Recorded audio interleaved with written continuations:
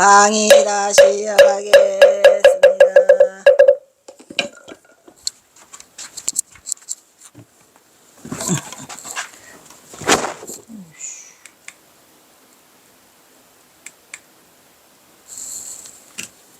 이거 하나 빼먹고 나가나?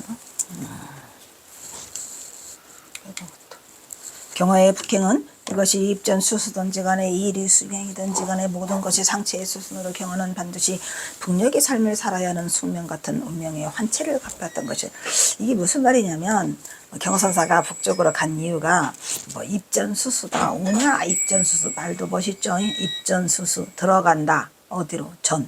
저작거리로. 수수는 뭐예요? 손을 들이온다예요. 손수에 들이올 숫자니까 손을 저작거리에 들이온다 해서 우리가 도가에서 하는 말이죠. 입전수수. 깨달은 자가 가는 마지막 길. 또 이류 중행도 마찬가지예요. 이류는 서로 다른 종류의 중생들을 제도하기 위해서 섞인다라는 뜻이니까 이류가 뭐예요? 깨친 자 안 깨친 자. 그래서 뭐 입전수수라 해도 좋고 이류 중행이라도 있고, 또 우리가 뭐라 그래요? 입전수수, 이류 중행 또 하나 있잖아. 생각이 안 나. 모든 것이, 제가 이 박사 논문을 쓸 때는 이걸 상체로 묶었어요. 선가의 상체 사상이라고 있죠. 어쨌든 전생빛을 갚기 위해서 간 거다, 그런 얘기예요. 그러면 누구든 전생빛인 사람이 아닌 사람이 어디 있겠어요. 하지만 우리 일반 깨닫지 못한 자들은 전생빛을 갚기는 새로 새 업을 짓느라고 바쁘죠. 그러니까 갚을 틈이 없어요. 그러니까 깨달은 자만이 할 수 있는 상체다, 이런 얘기예요. 상체. 전생빚을 갚는다. 그래서 전생빚을 갚는다 치고 살면 돼. 저도 그래요. 아니 난 난 지금도 죄가 없고 전생에도 죄를 안 졌을 텐데 뭔 놈의 업이 이렇게 많아라고 하기에는 내가 전생에 빚 졌겠지 뭘. 그래 언니가 전생빚 갚는다 라고 살고, 만약에 아니면 뭐 그자가 다시 받겠지. 하지만 그거는 너나 잘하지. 네 일이나 하래. 그자가 받든지 말든지 뻔 상관이요. 그냥 나만 잘하면 돼. 너나 잘해. 빚 갚으라고. 빚. 그것을 경화는 반드시 북녘의 삶을 살아야 하는 숙명 같은 운명의 환체를 갚아야 돼. 환체도 마찬가지예요. 돌아올 환, 채무체예요. 환체나 상체나 똑같은 말이에요. 상체는 갚을 상, 채무체. 전생빚 갚는 거. 환체도 마찬가지예요. 돌아올 환, 채무체. 전생빚 갚는 거. 새는 먼 하늘에 달고 있는데 고개를 들어 넓은 하늘을 멍하니 바라봐도 끝이 없구나. 경화선사가 넓은 하늘을 바라봤어요. 중생들은 모양이 있는 것으로는 분별심의 사례에서 모양이 없음을 보기 어렵더라, 이런 얘기요. 뭔 소리야. 모양이 있는 것만 진짜라고 믿고 있지만 사실은 모양이 없는 것도 진짜예요. 뭔 말인지 알겠죠? 겉으로 보이는 자신의 행위만을 바라보는 중생들의 세태를 안타까워하고 있는 경우더라. 뭔가 보세요. 오미야 또 이거 멍 때리고 앉아가지고 고금당에서 삼수갑산 떠나려고 하니까 속 시끄러워. 그러다가 하늘을 바라보면서 우연히 시를 보냈는데, 그나마 또 이 속에 또 중도가 들어있어요. 잘 보셔야 돼요. 찾으세요. 조비가 공천이요 망지 풀진으로다. 육장류 상물이나 난궁 커무여로구나. 자, 조비거 공천. 새는 날아가. 어디로? 갈 것 짜죠? 공천. 빈 하늘로 날아가고 있어요. 저 먼 하늘로, 텅 빈 하늘을 향해서 새가 날아가고 있죠. 그리고 망지 불진호다. 그것을 바라보아도 끝이 없도다. 불진. 호는 여기서 뭐야? 뭐뭐하 도다라는 어조사죠. 끝을 바라봐도 새가 어디로 날아갔는지 몰라. 끝을 바라봐도 보이지 않아요. 근데 여러분들은 뭐라 그래요? 우리 중생들. 새가 다 없어졌네. 갔네. 가 아니고 지금도 새는 날고 있어요? 계속 날고 있어요. 근데 우리는 새가 지금 날아가고 있어. 없어졌네. 없어진 게 아니라니까. 지금도 가고 있지만 우리 시야에서만 보이지 않는 거지. 근데 그것을 믿지 않으려고 하죠. 욕장류 상물이요. 우리는 장차 무슨 욕심을 갖고 있어요? 유상물. 모양 있는 것만 보려고 하는 욕심을 가져서 난궁거무여라, 이런 말이야. 참으로 궁극적으로는 난감하더라. 간 거, 무여.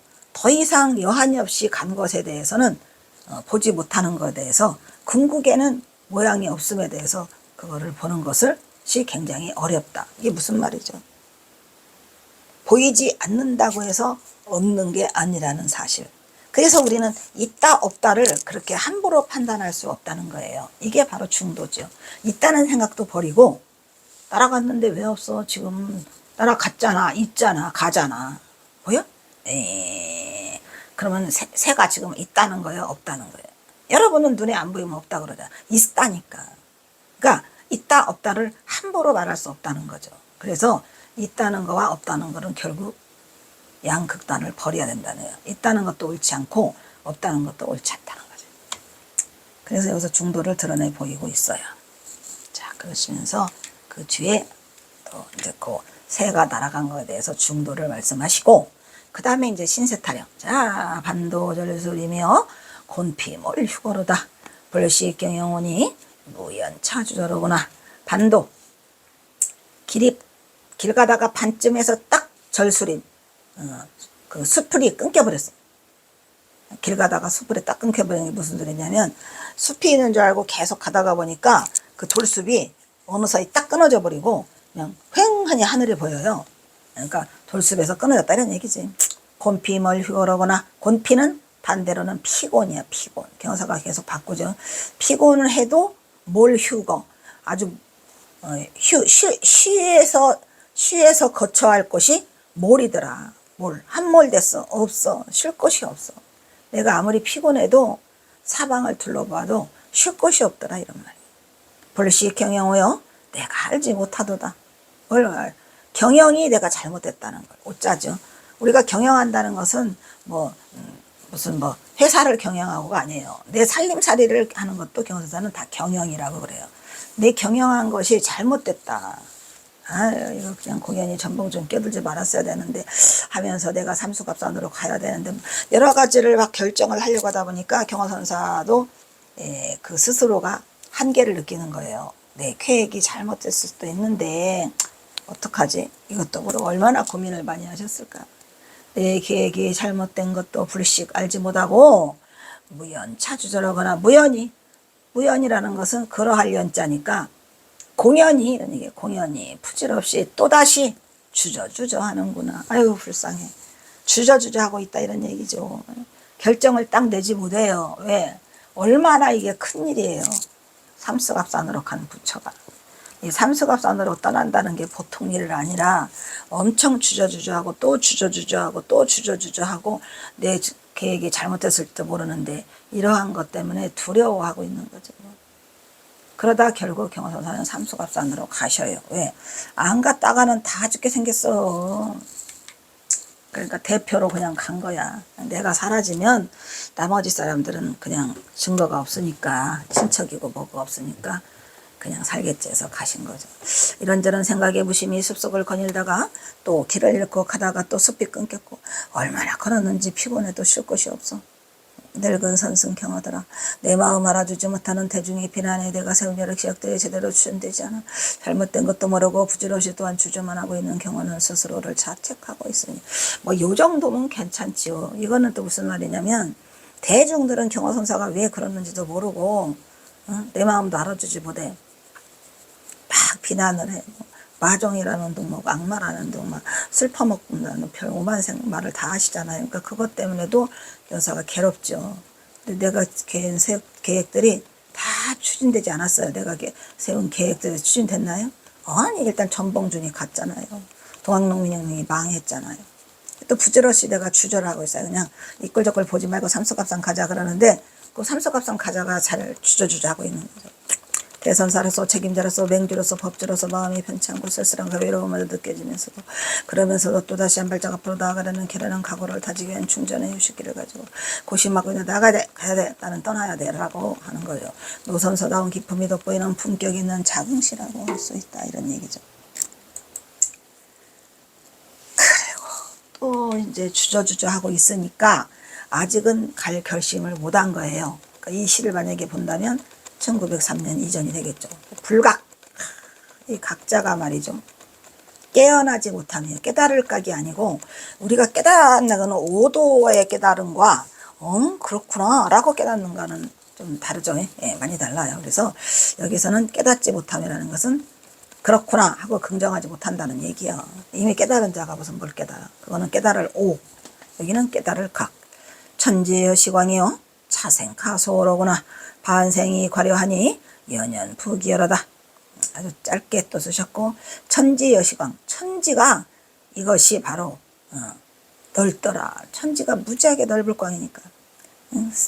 천지가 넓고도 넓은데 도대체 내가 갈 곳 하나가 없단 말이냐 이런 얘기죠. 차생가 소로구나. 이생 금생이 가히 소 가소롭다. 가소롭다는 우리 하죠. 가소롭다. 이생 또한 가소롭도다. 호자는 뭐하는 도다죠.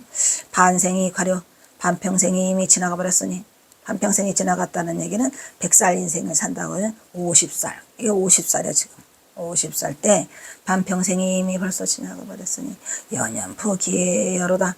나머지 여는 다시 또 몇 해가 남아있나. 나머지 해는 반평생이 지나갔는데 나한테 나머진 그 해는 몇 해가 남아있느냐 이런 얘기죠. 반평생 다 못 살고 가시죠. 몇 살?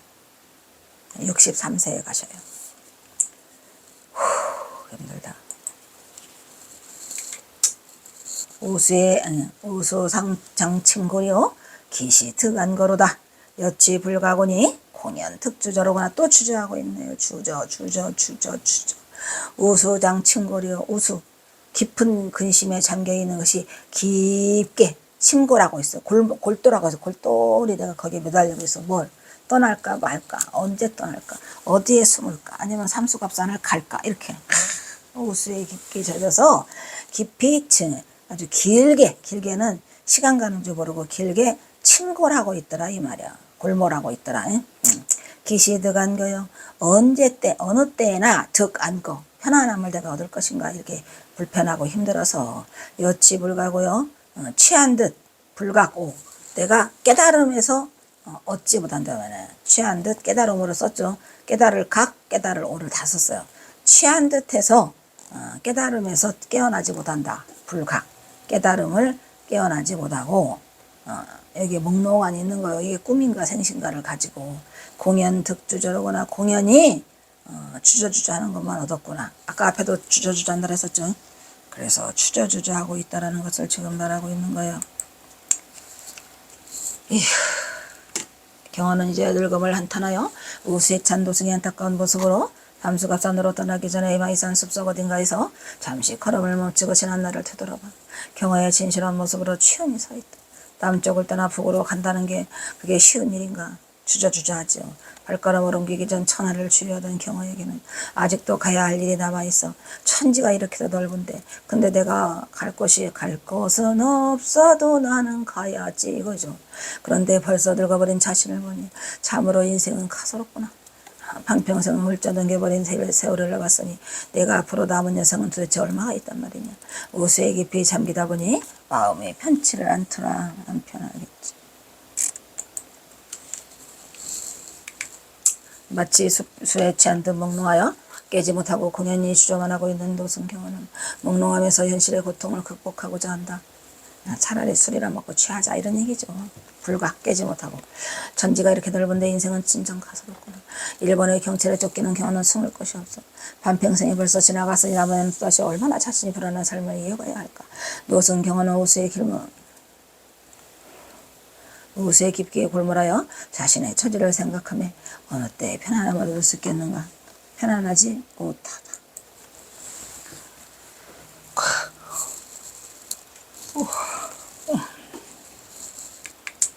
단식하고 있더라. 그리하여 경화는 언제나 취한 듯 깨지 못하고 망설이고 있는 것이다. 이곳 마이상은 지난 고원에 있는 두 개의 안봉으로 동봉과 순마이봉, 서봉을 안마했고 신라시대 때는 서다산, 조선 고려시대 때는 용출산이라고도 했고 조선시대 때부터는 산의 모양이 말의 귀와 같다 해가지고 마이산이라고 불게 됐죠. 누가 태종 이방원이. 별칭이 많은데 봄에는 안개 속에 두 봉우리가 쌍똑배를 닮아서 돛대봉, 여름에는 숲속에서 용의 뿔처럼 보인다고 해서 용각봉, 가을에는 말의 귀와 같다 해서 마이봉, 겨울에는 눈 높인 가운데 물먹일 먹물을 푹 찍은 끝처럼 보여서 문필봉이라고 한답니다. 그런 모습이 다 있어요. 이 네 개의 모습이 사계절 따라서 다 있더라 이런 얘기야. 돛대봉, 용각봉, 마이봉, 문필봉 이렇게 4개가 다 그 마이산의 또 다른 별칭이죠.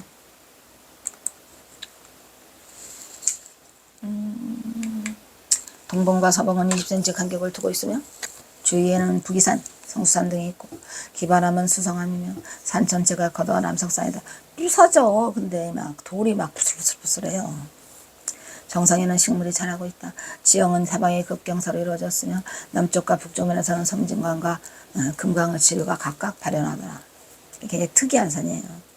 두 산봉은 동서방향으로 뻗어 있어 북서 사면의 기류에도 영향을 미치고 있다.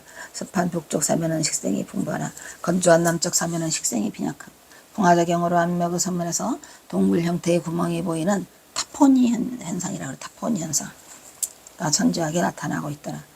부슬부슬해요. 그냥.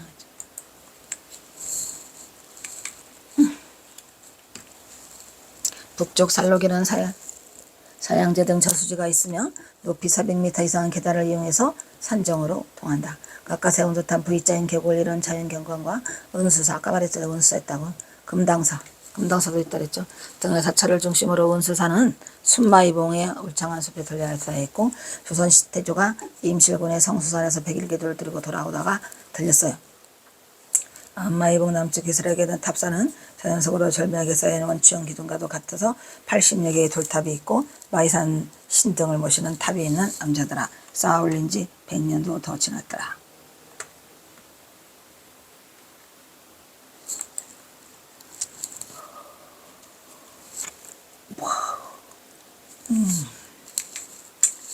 강한 비바람에도 쓰러지지 않아 더욱 신비함을 주며 중생들을 구제하고 만인들의 죄를 속죄한다는 뜻으로 만불탑이더라. 이감용 초사님은 그 원이 되게 컸던 것 같아요. 그리고 중생을 위한 대신에 원제처럼 자신이 그 만불탑을 세워서 중생들의 아픔을 같이 해보겠다 뭐 이런 뜻을 갖춘 분이라 굉장히 지금도 쓰러지지 않고 그 마이산 탑이 있죠. 순마이봉 중턱에 있는 화암그루 속에 약수를 마시고 산신에게 별면 아들을 낳는다고 전해지고 있더라.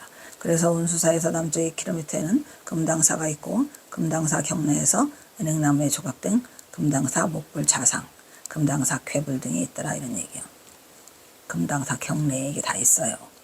금당사 남쪽 1km에 있는 이 산면에는 당군 성도가 있고 조선에서 태종, 세종, 고일용의 배입회를 모신 회덕진이 있어요. 회덕천이 있고 대한민국 말기에는 애국지사와 의병장 33일을 모신 영광사도 있더라.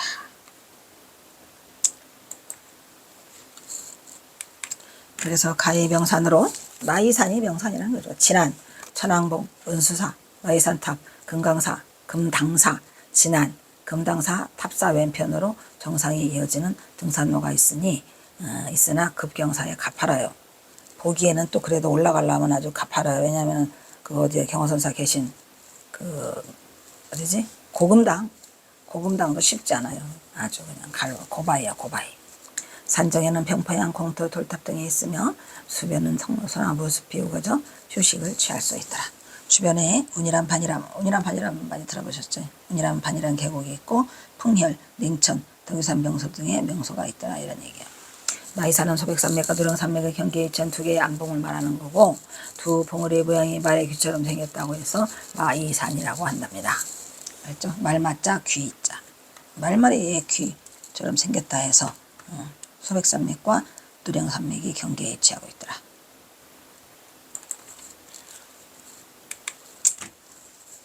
이 두 봉우리는 각 순마이산과 안마이산으로 불리는데 옛날 때부터 더더산이라고 하고 용출산이라고 조선시기에서는 속금산이라고도 불렀대요. 속금산. 조선 태종 때르러 마이산이라고 되었으나 김해안의 생김새에 걸맞은 많은 전설이 데려오고 있고 저는 그 마이산에 갔는데 그 마을 있잖아요. 그 마을을 보는데 왜 마을의 벌판에서 마이산이 나타나니까 동화 속의 이야기인 줄 알았어. 내가 동화나라에 온 줄 알았어. 잠깐 속세를 잊게 돼요. 오 마이 갓. 이런 데서 살면 되게 좋겠다. 평화. 전쟁 같은 평화. 깜짝 놀랐어요. 내가 잠깐 동화 속에 들어가 있었어. 기분이 너무 좋았죠. 아마 이걸 거예요.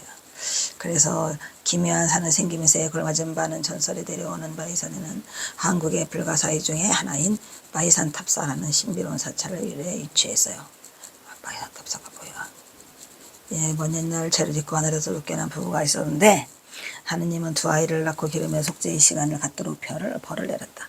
부부는 아이를 잘 길러서 다시 하늘로 올라갈 수 있는 기회가 생기게 되었다. 그 선녀 같으네, 선녀.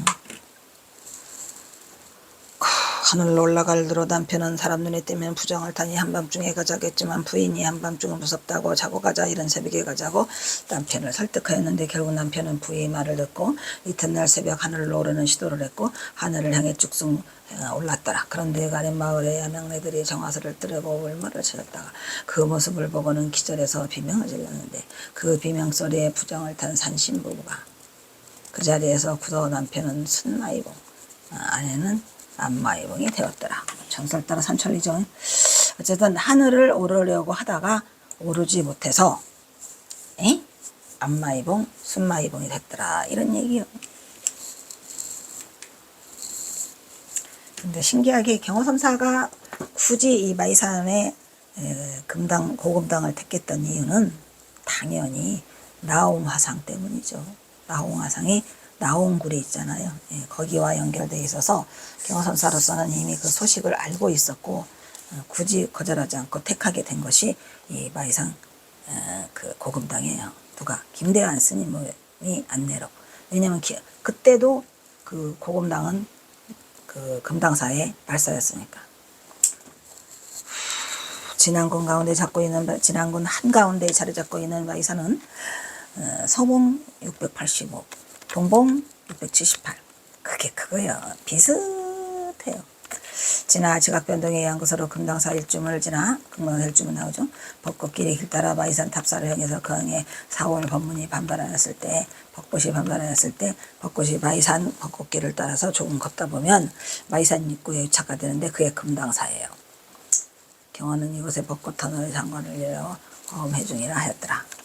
마이산 탑영지, 아까 탑정저 수지라고 했는데 탑영지, 탑의 그림자가 보이네. 이거 탑영지 그거 있는데 뭐지? 석가탑, 무영탑이라고 하잖아요. 마이산 탑영지는 금당사를 지나 다시 걷다 보면 탑영구를 지나 뒤로 마이산을 배경으로 한 잔잔한 작은 수지가 저수지가 나오더라. 이런 얘기요. 탑사의 그림자가 들여오는 곳이라 해서 탑영지라고 탑사의 탑 그림자가 들여온다 해서 탑영지라고 부르고 있는 것이다. 이가 병처사는 1860년 3월 25일 날 임실군 둔남면 둔덕리에서 태어나서 16대 누구? 효령대군의 16대 손으로 부친이 세상을 뜨자, 그러니까 왕손이라니까요.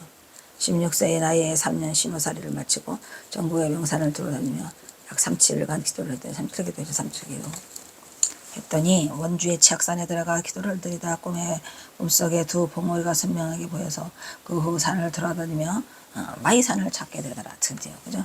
그러니까 이 감룡이가 보통은 아니라는 거죠. 16세에 이미 심혈살이도 하고.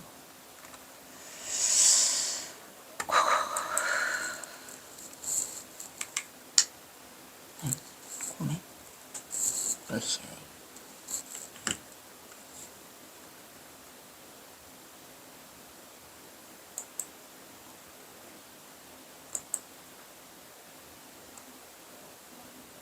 어디 갔어? 따라리라리.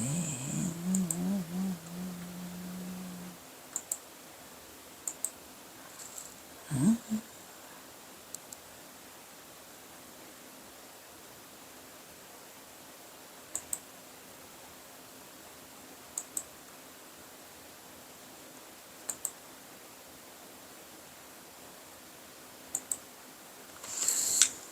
꿈에 본.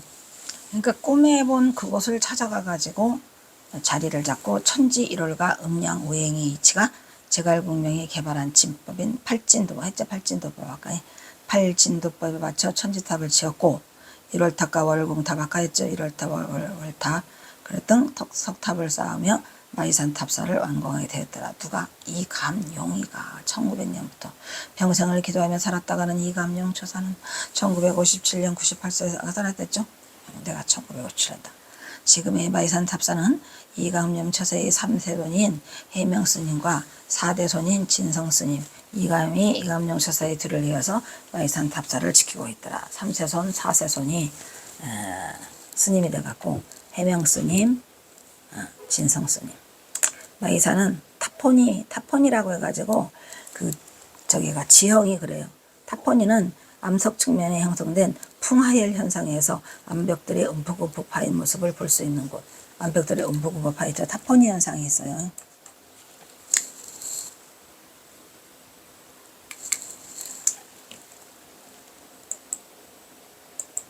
마이산으로 향하는 길에서 본 전북 진안의 마이산 오른쪽이 순마이봉, 왼쪽이 안마이봉.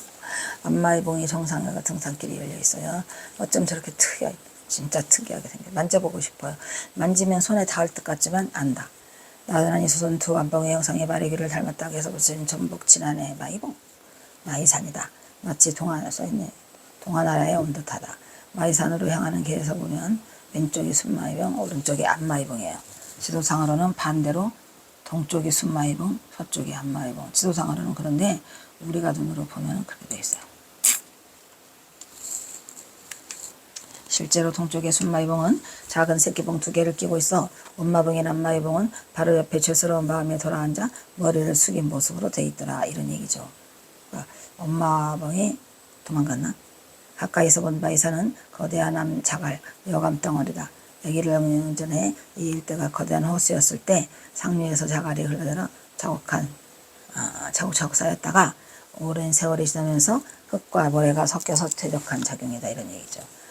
호수 바닥의 퇴적층이 지금의 용기현상으로 진과 같은 안마봉이 되었더라. 안마이봉 공구 곳곳에는 신기할 정도로 크고 작은 구멍이 엄청 많이 뚫려 있어요. 마이산에. 마이산 자체가 특이한 지형이라는 것을 말해주고 있는 거죠. 비바람의 작용으로 주위에 흐르게 빠져나가면서 자갈도 함께 떨어져 나가려는 타포니 현상. 아까 말했죠? 이처럼 마이산은 별칭이 많아요. 안마이봉, 순마이봉, 청봉, 신라된 서쪽의 많은 산들 중에 가장 아름답게 솟았다고 해서 서다산이라고 했고, 고려 때에는 용이 하늘로서 용천산, 말도 많아. 서다산, 용천산, 용이 산으로 올랐다고 해서 용출산으로 불리다가 조선 태종이 갔다가 말의 모양이 뭐가 생겼더라. 산의 모양이 말의 귀처럼 생겼더라. 귀 알죠? 이렇게 팔랑팔랑. 친절하면 또 귀 같아요. 갔다고 해서 지금의 마이산으로 바뀌었다가 계절 따라 불리는 이름도 여러 가지가 있죠. 아까 말했죠. 봄, 여름, 가을, 겨울. 봄에는 저 배에 돛대꽃이 갔다 해서 돛대봉. 여름에는 용의 부름에서 용각봉. 가을에는 마이산. 가을만 마이산이네. 겨울에는 부처 보인다 해서 용필봉으로 불리기 시작했습니다. 산물웅이를 따라 그의 길을 걷어서 개불산이를 빌려 야생화가 지천으로 들려있고 불서울 주변에는 고사리가 살포시 고개를 내밀고 있다. 산쭉길을 가면은 고려 말 공민왕의 왕사였던 나홍선 사리소초인 나홍아마 배탁트에서 멀리 팔각정 비용대와 안마의왕의 동시에 모습을 드러내고 있으니 고금당에서 샘터를 지나 그 샘터를 지나 20분 거리에 이르면 비룡대 입구에 철계단 나봉암 꼭대기에 서진 팔각정이 있어요. 팔각정에서 그 자리에서 경사는 턴을 하려고 하는데 길을 잃으죠. 항상 비룡대에서 명동한 안마의봉에 가려져 보이지 않던 순마의봉이 비로소 모습을 살짝 드러내고 그 왼쪽으로 5개의 작은 안봉으로 이루어진 삿갓봉 놓있으니 전국에서 기가 가장 센 산으로 알려진 마이산의 품속에는 볼거리가 무궁무진하게 신기하게 그래서 신기하게 솟은 안봉에 자연의 경관이 빼어나 산 전체가 지방 기념물이더라. 산 전체가 다 기념물이야. 멋있죠? 기념물로 지적된 마이산의 대표적 볼거리는 마이산 탑사 그리고 돌탑군. 탑사는 지방 기념물이고 돌탑군은 천연 기념물이라고 합니다. 새참 비바라도 약간 들뻔 무너지지 않고 안개울 타발에 정한수를 떠놓고 기도하면 사발에서 고드름이 하늘로 솟아 자라는 경이로움을 보여주고 있답니다. 고드름이 하늘 향해 자라답니다. 이석탑은 고 이감용 처사가 25세 때 입선수도하여 산신의 계시를 받고 30년 동안 음양의 이치와 발진도법을 이용해 쌓아 올렸으니 너 그의 정성이 절대 무너지지 않는 불심으로써 하늘에 다가설 것이다. 이런 얘기죠. 자, 일단 또 여기서 끊도록 하겠습니다.